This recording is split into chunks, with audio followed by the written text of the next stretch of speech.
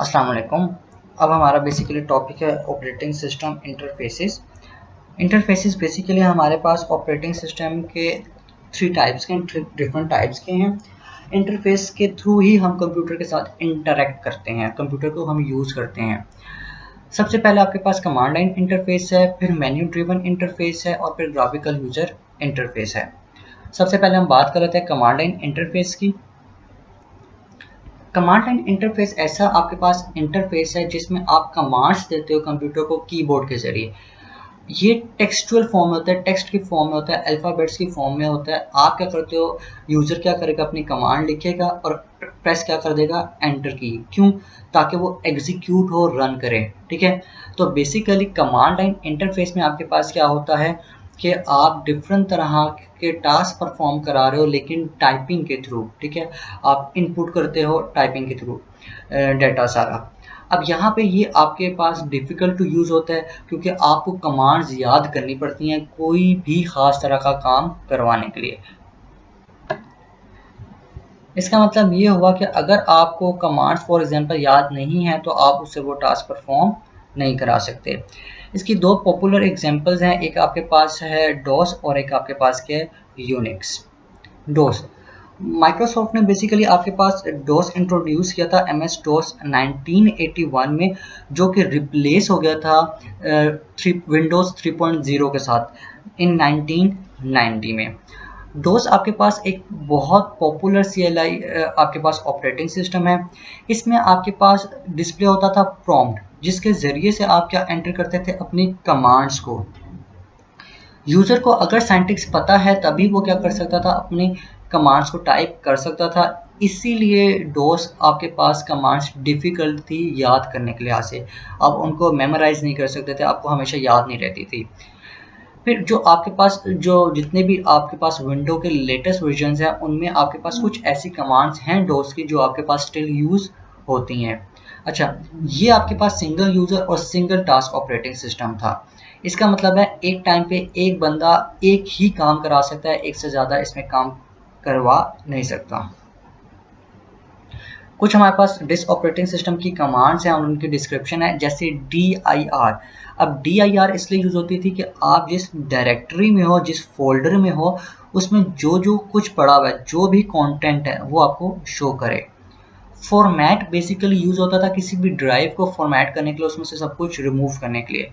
अब यहाँ पे लिखा हुआ है फॉर्मेट डी, तो इसका मतलब है जो आपकी डी ड्राइव है उसको क्या कर दो, फॉर्मेट कर दो, एम्प्टी कर दो।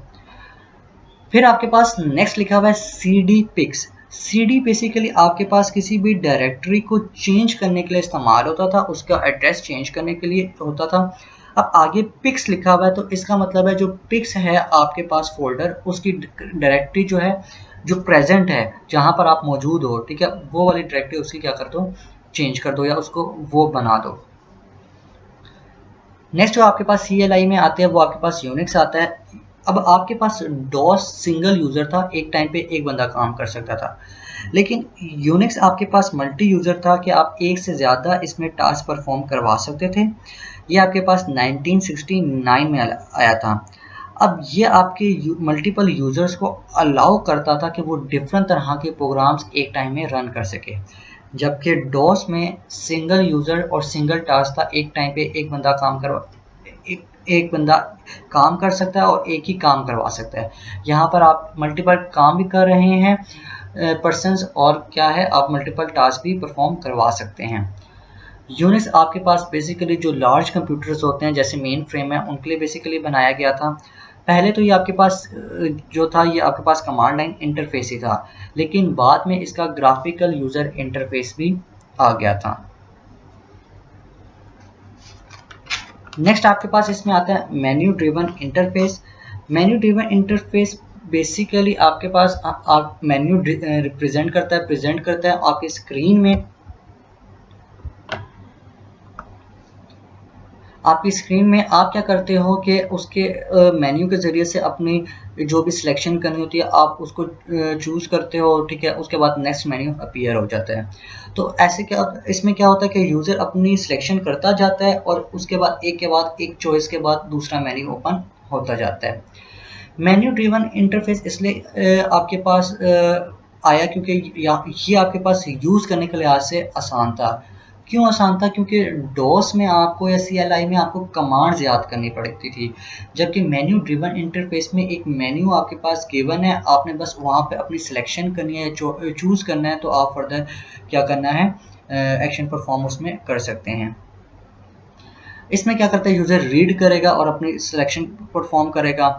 मेन्यू जो थे आपके पास contain the commands of the use the operating system, ठीक हो गया। मेन्यू के बैक एंड में आपके पास कुछ कमांड्स होती थी जो इसके ज़रिए से वो आप ऑपरेटिंग सिस्टम को यूज़ करते थे।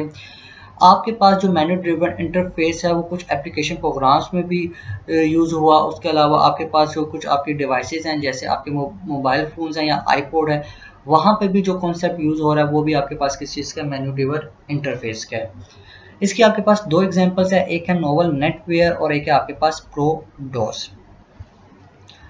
नोवल नेटवेयर आपके पास बेसिकली जो है मेन्यू ड्रिवन इंटरफेस था जो कि आपके पास पास्ट में यूज़ हुआ है, और ये फर्स्ट वर्जन था जो कि आपके पास 1993 में आया था।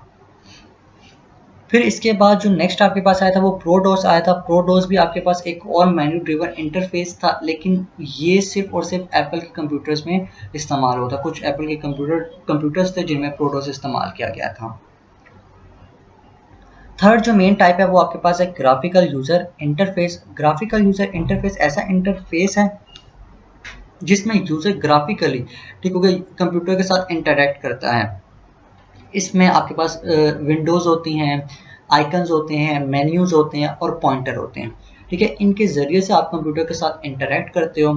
अब जो रेक्टेंगुलर एरिया होता है वो आपके पास बेसिकली मॉनिटर का जो है जिसमें इंफॉर्मेशन डिस्प्ले की जाती है उसे हम विंडो कहते हैं। अब स्मॉल आपको ग्राफिकल सिंबल शो हो रहे हैं आपके पास विंडो में, ठीक है। वो बेसिकली आपके पास आइकन है, चाहे वो आपके पास कोई फाइल है, चाहे वो फोल्डर है, चाहे वो प्रोग्राम है, चाहे वो कोई डिवाइस है या ड्राइव शो हो रही है, वो सारे आपके पास क्या आइकन्स हैं। आपने कोई भी टास्क परफॉर्म करवाना है तो यूज़र को अपने आइकन्स को सिलेक्ट करना पड़ता था या मेन्यू के ज़रिए से वो क्या करता था, अपने टास्क को परफॉर्म कराता था। अब ये आप करते कैसे थे, आपके पास माउस है, पॉइंटिंग डिवाइस है, आप उसके ज़रिए से सिलेक्शन करते थे। नेक्स्ट आपके पास ग्राफिकल यूज़र इंटरफेस के कुछ एडवांटेजेस आ जाते हैं। ये आपके पास इजी टू लर्न था, आप इजीली इसको सीख सकते हो, ठीक हो गया, यूज़ कर सकते हो। इसमें कमांड्स याद नहीं करनी पड़ती हैं, आप एक से ज़्यादा प्रोग्राम को एक टाइम पे रन कर सकते हो, ठीक हो गया।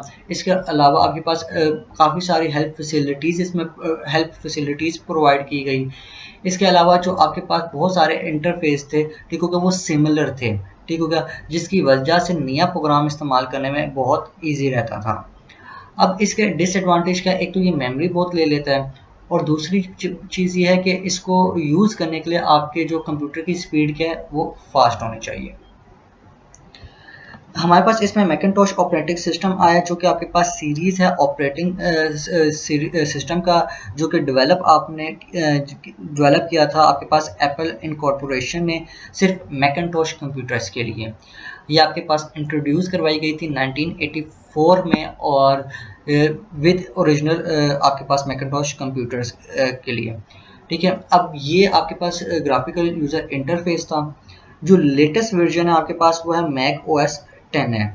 ये आपके पास यूनिक्स बेस्ड था और यूज़र फ्रेंडली ऑपरेटिंग सिस्टम था, ठीक है। आप इजीली इसको अंडरस्टैंड कर सकते हो और यूज़ कर सकते हो, ठीक है। इसके कुछ स्पेशलाइज्ड वर्जन भी थे, जैसे मैक ओएस 10 है, ठीक हो गया, जो कि आपके पास डिवाइस यूज़ हो रहा है आईफोन में, आईपॉड में, आईपैड में या न्यू एप्पल टीवीज़ में।